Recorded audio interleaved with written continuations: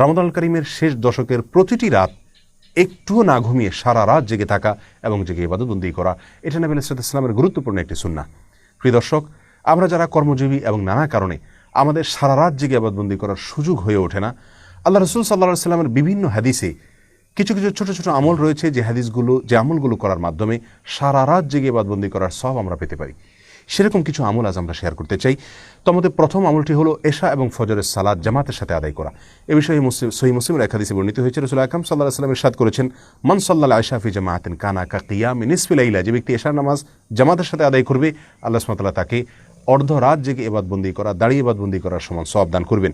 Oman সাল্লাল Ayesha ওয়াল ফজর মাল জামাআ ও ফি জামাআ কানা কা কিয়ামি লাইলা। আজ যে ব্যক্তি এশা এবং ফজর উভয় সালাত জামাতের সাথে আদায় করবে, আল্লাহ সুবহানাহু ওয়া তাআলা তাকে সারা রাত জেগে ইবাদত করার, দাঁড়িয়ে ইবাদত করার সওয়াব দান করবেন। দ্বিতীয় আমল হলো ইমামের সঙ্গে এশার সালাত এবং তারাবির সালাত সম্পূর্ণ শেষ মুহূর্ত পর্যন্ত থেকে আদায় করা।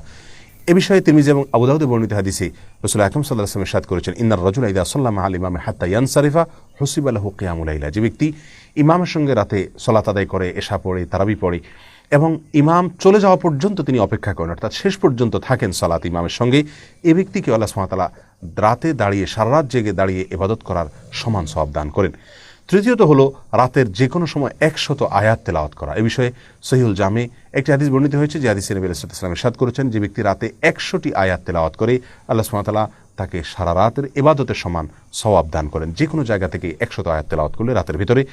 4 নম্বর আমল হলো, যে ব্যক্তি বিছানায় এলেন এই উদ্দেশ্যে যে তিনি উঠে ইবাদতবন্দি করবেন, কিন্তু তার ঘুম তারপরে প্রাবল্য বিস্তার করার ফলে তিনি আর জেগে ইবাদতবন্দি করার সুযোগ পাননি, ঘুম এসে গেছে এবং সেটা প্রবল হয়ে গেছে, এই ব্যক্তি যে প্রতিজ্ঞা করেছেন, তিনি যে দৃঢ় ইচ্ছা পোষণ করেছেন উঠে সালাত আদায় করবেন, শুধুমাত্র এই তার সদিচ্ছা এবং দৃঢ় প্রতিজ্ঞার কারণে আল্লাহ সুবহানাহু ওয়া তাআলা তাকেও সারা রাত জেগে যেভাবে তিনি নিয়ত করেছিলেন জেগে ইবাদত করবেন, সেভাবে আল্লাহ সুবহানাহু ওয়া তাআলা ইবাদতের সওয়াব তাকে দান করবেন।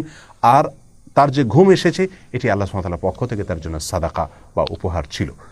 প্রিয় দর্শক, এছাড়াও রাসূল আকরাম সাল্লাল্লাহু আলাইহি ওয়াসাল্লাম বিভিন্ন হাদিস থেকে রাতে সিয়াম এবং দিনে কিয়াম, অর্থাৎ রাতে রোজা এবং দিনে দাঁড়িয়ে ইবাদতবন্দি করার সওয়াব এনে দেয় কিছু কিছু আমল। তার মধ্যে থেকে একটি হলো উত্তম আচরণ, উত্তম ব্যবহার, সুন্দর আখলাক। আরেকটি হলো ইয়াতিম এবং বিধবা, এই সমস্ত লোকদের জন্য যারা কষ্ট করে, পরিশ্রম করে, তাদের কল্যাণে যারা কাজ করে। তৃতীয়ত হলো জুমার দিনের যত আদব আছে, যত সুন্নাহ আছে, সেগুলোকে যারা ফলো করেন এবং মেনে চলেন।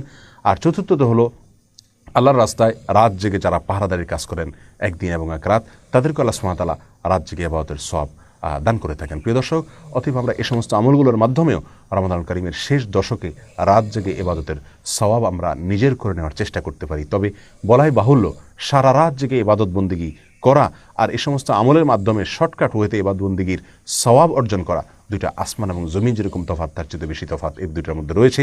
অতএব আমরা চেষ্টা করব রমাদানের শেষ দশকের প্রতিটি রাত জেগে ইবাদতবন্দি করার। যদি সেই সুযোগ না হয়, তাহলে অন্তত চেষ্টা থাকবে এই সমস্ত আমলগুলোর মাধ্যমেও আমি সারা রাত জেগে ইবাদতের সওয়াব যেন নিজের করে নিতে পারি। লাইলাতুল কদর যেন আমার মিস না হয়, লাইলাতুল কদরের ইবাদতের সওয়াব যেন আমি পেতে পারি। আল্লাহ সুবহানাহু ওয়া তাআলা দেখবেন আমার প্রচেষ্টা, আমার ইচ্ছা, আমার সাধনা, আমার আন্তরিকতা। আল্লাহ সুবহানাহু ওয়া তাআলা আমাদের সকলকে রমাদানের শেষ দশকের প্রতিটি রাত সারা রাত জেগে ইবাদত করার তৌফিক দান করুন। সেটা যদি আমরা করতে নাও পারি, অন্তত দুধের স্বাদ ঘোলে মেটাবার যে চেষ্টা, সেটাও যেন আমাদের মধ্যে থাকে, আন্তরিকতা যেন প্রকাশ হয়। আল্লাহ আমাদের সকলকে তৌফিক দান করুন। জাযাকুমুল্লাহু খায়রা। আসসালামু আলাইকুম ওয়া রাহমাতুল্লাহি ওয়া বারাকাতুহু।